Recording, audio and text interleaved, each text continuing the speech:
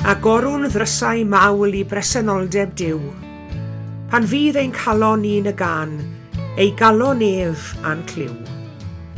Mae cenedlaethau'r nef, pob cenedl a phob gwlad, a'r cread oll yn chwyddo'r gerdd o fawl i'r Duw sy'n dad.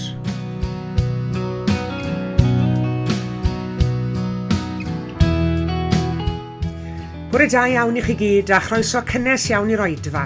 Diolch yn fawr iawn I chi am ymuno ni addoli eto y sil hwn. Mae'n hyfryd I gael eich cwmni chi gyd. Gobeithio gewch chi fendith o fod gyda ni.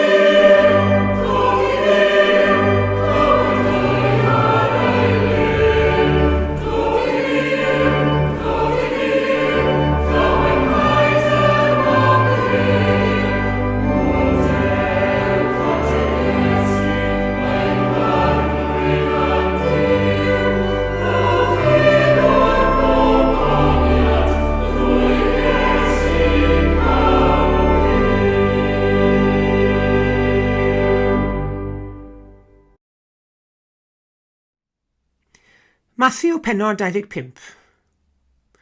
Un tro roedd dyn yn mynd ar daith. Cyn mynd rhannodd I eiddo rhwng I 3 gwas. 5 sach o ddarnau arian i'r cynta, 2 sach i'r ail, ac 1 sach i'r olaf. Gwnaeth y gwas cynta a'r ail was brynu a gwerthu gyda'r arian mwyn gwneud mwy o arian. Ond claddodd y trydydd gwas yr arian mewn twll yn y ddeiar a'i adael. Wedi amser hir daeth y milltir yn ei ôl. Gofynnodd I weision beth o'n nhw wedi wneud hefo'r arian. I ni wedi dyblu'r arian roddais ti ni, medde'r gwas cynta a'r ail was. Da iawn, medde'r milltir. I chi'n weithwyr ffyddlon a da. Dewch I ddathlu gyda mi. Mi gadwais arian yn saff mewn twll yn y ddeiar.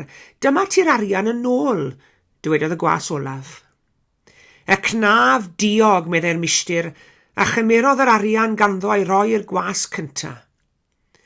Anfonodd y milltir y gwas drwg i ffwrdd, heb geiniog i'w enw.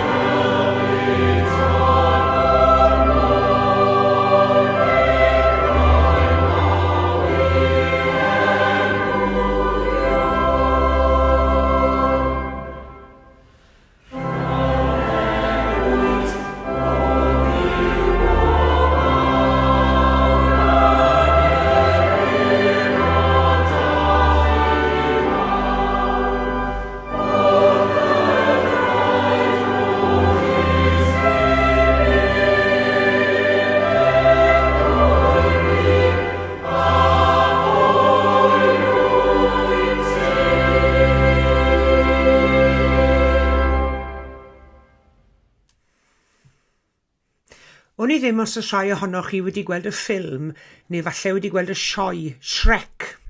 Ffilm wedi animeiddio, a llais yr actor ddawnus Eddie Murphy sy'n cymryd rhan yr asyn yn y ffilm. A hwnnw'n asyn oedd yn siarad llawer gormod, ac yn siarad yn fyrbwyll iawn hefyd.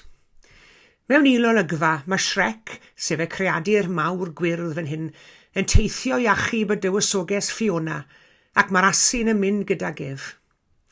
A thra bod y dywysoges Fiona wedi chaethiwo yn y castell, a'r castell hwnnw wedi amgylchynu gan lafa berwedig, mae Shrek a'r asyn yn gorfod croesi pont sigledig iawn, ac mae'r asyn yn ei ofn mawr yn dymuno troi rownd a pheidio croesi'r bont.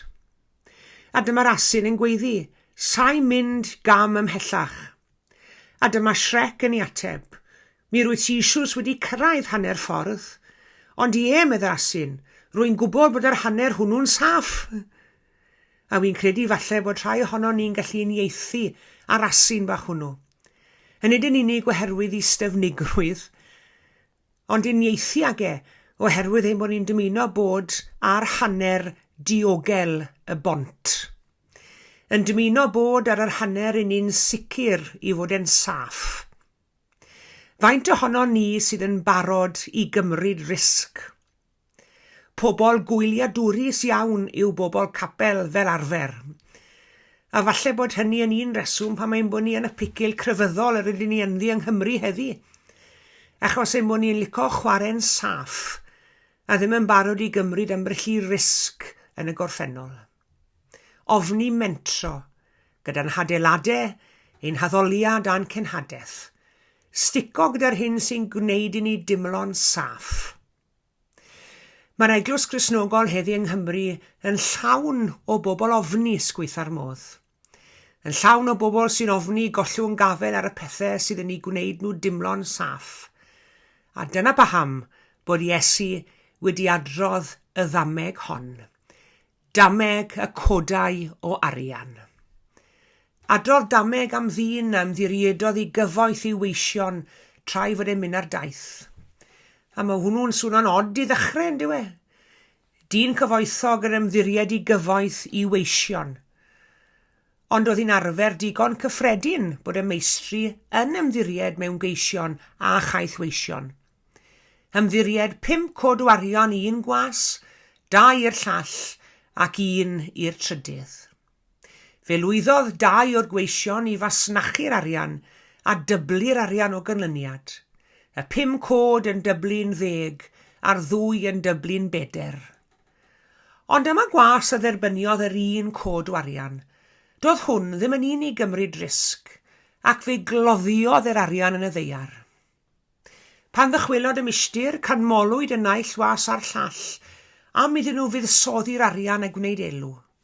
Tra chafodd y gwas a gladdodd y cod arian yn y ddeiar i gondemnio'n llym, am i fod wedi chwarae'n saff, am iddo beidro mentro.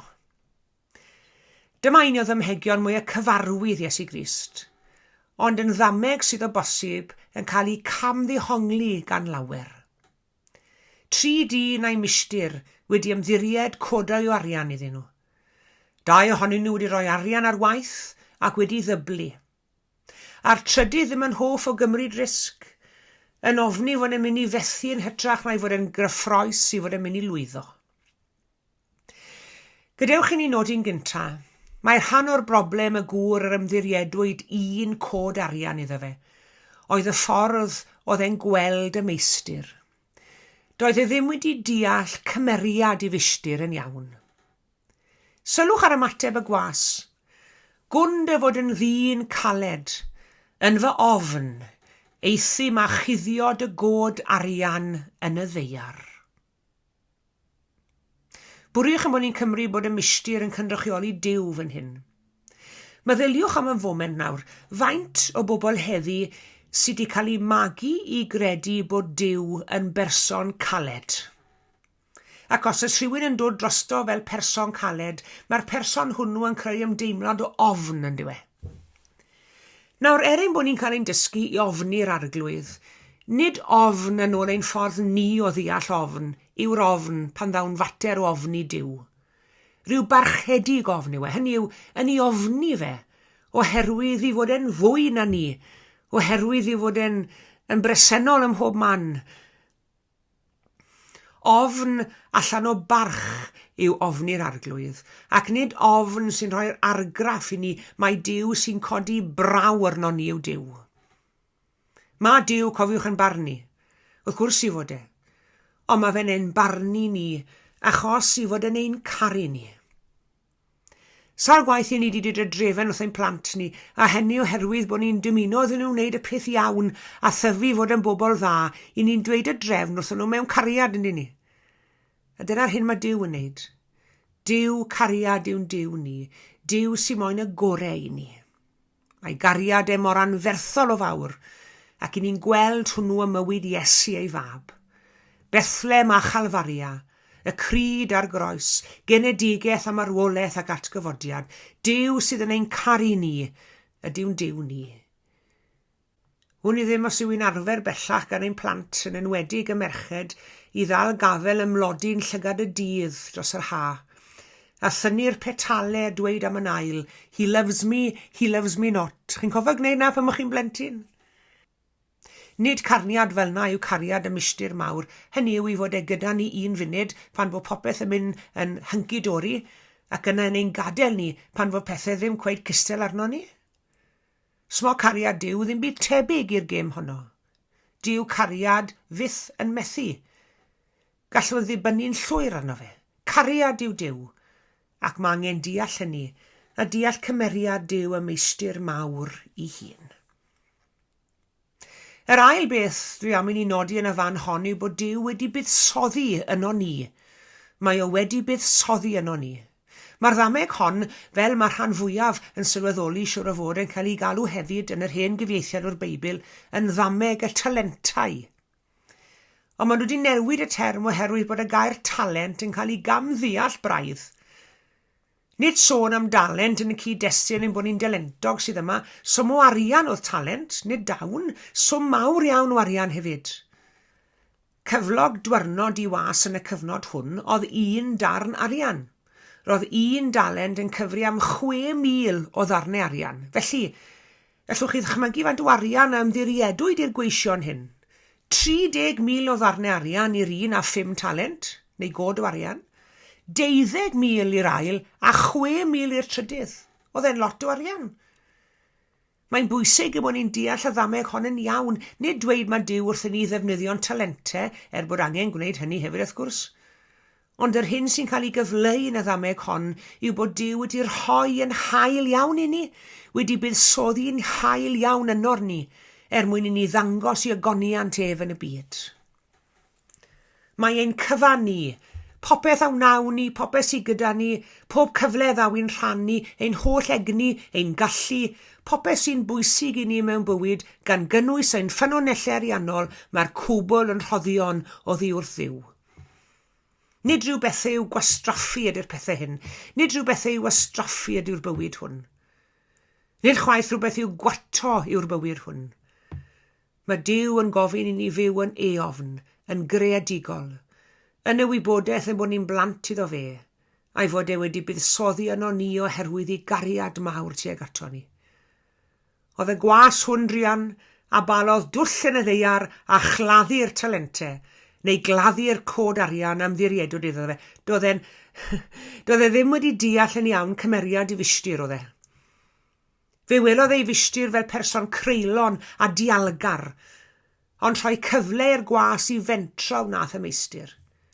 A felly hefyd Duw, yn buddsoddi yno ni, ac yn rhoi cyfle i ni wneud rhywbeth o'n bywydau, ac nid claddu'n hunain yn neuar ein hofn a'n pryder a'n cyfforddusrwydd.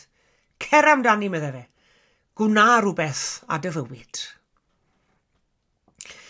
A mae hynny'n dod yn ni'n deudi at y drydydd beth dwi am nodi, a hynny yw bod heddi yn gyfle ardderchog i ni ddechrau buddsoddi'n bywydau mewn i rhywbeth a fydd yn gwneud gwahaniaeth i fywydau bobl eraill.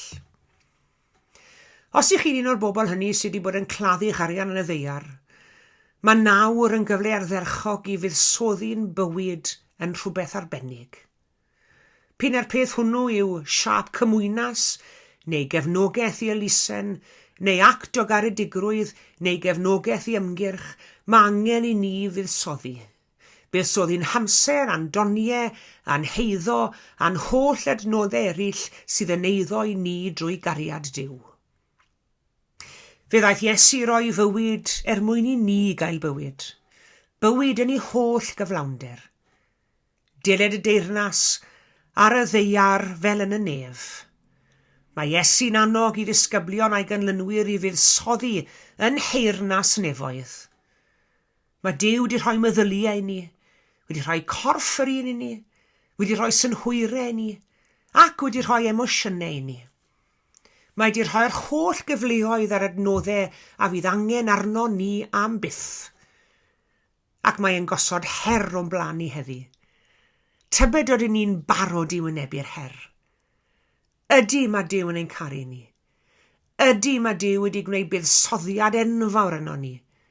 Ac ydy mae Duw am i ni fuddsoddi'n bywyd yn rhywbeth arbennig.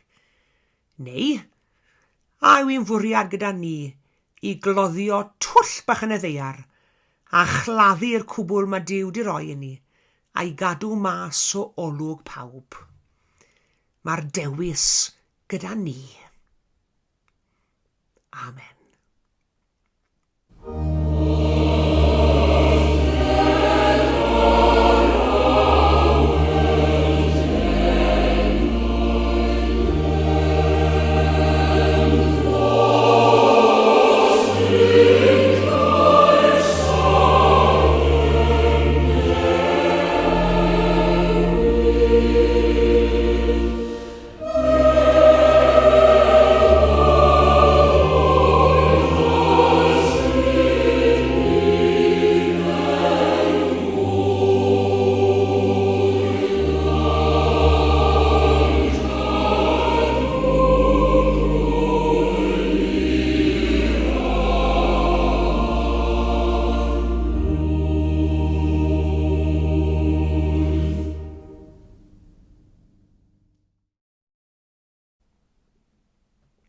Gweddiwn. O ddydd i ddydd yr wyt ti arglwydd yn llenwi trysorfan profiad a thfendithion, ac yn rhoi i ni ddoniau i ymateb i ti, i fyw yn ddefnyddiol a dedwydd, ac i garu a gwasanaethu'n gilydd. Rhoddais i ni'r ddawn i ryfeddu, i synnu at ogoniannau dy fyd, i ymhyfrydu yng nghrwyniad gwaith y fysedd, i ymdeimlo'r dirgelwch sy'n damgylchu, i wybod ymdallu a thras.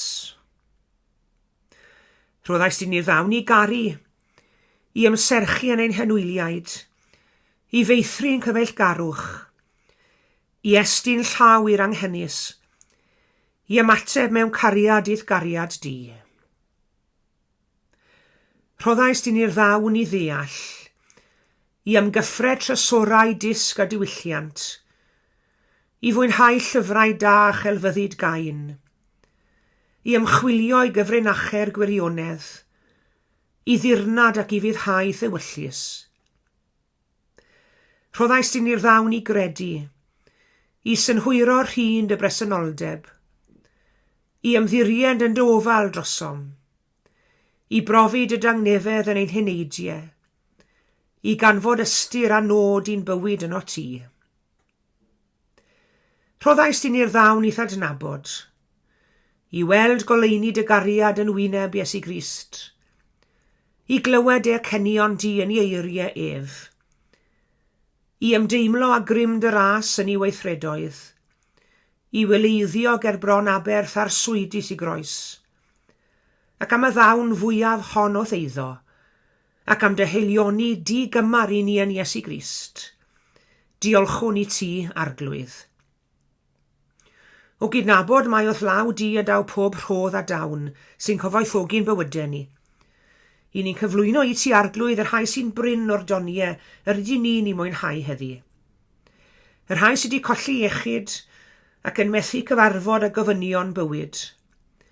Yr rhai sy'n mewn dryswch meddwl ac yn gwbl ddibynnol ar eraill. Yr rhai sy'n gaeth i'w pryderon, yn methu cysgu'r nos ac yn methu wynebu'r bore. Yr rhai sy'n ddall, yn methu gweld harddwch y byd na wynebau yn wylied. Yr rhai sy'n fyddar, yn methu clywed seiniau natur na'r lleisiau ffrindiau. Yr rhai sydd wedi colli cartrefi, teulu a bywoliaeth mewn rhyfel a thergysg. Dduw a doniau da, cynnal, gwrola a nertha hwy.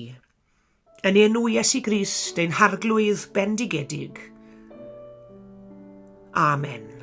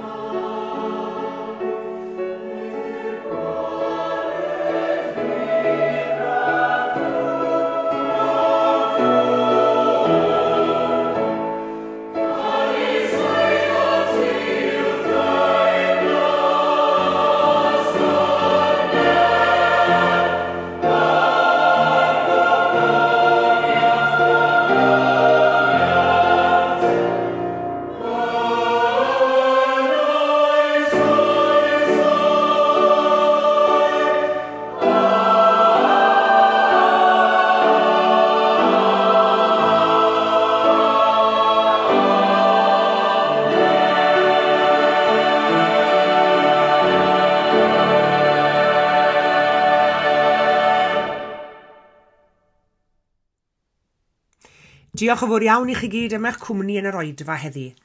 Tan y Sul nesaf, cadwch yn ddiogel ac yn iach, a gras ein harglwydd Iesu Grist, a chariad Duw, a chymdeithas yr ysbryd glân, a fyddo gyda ni oll.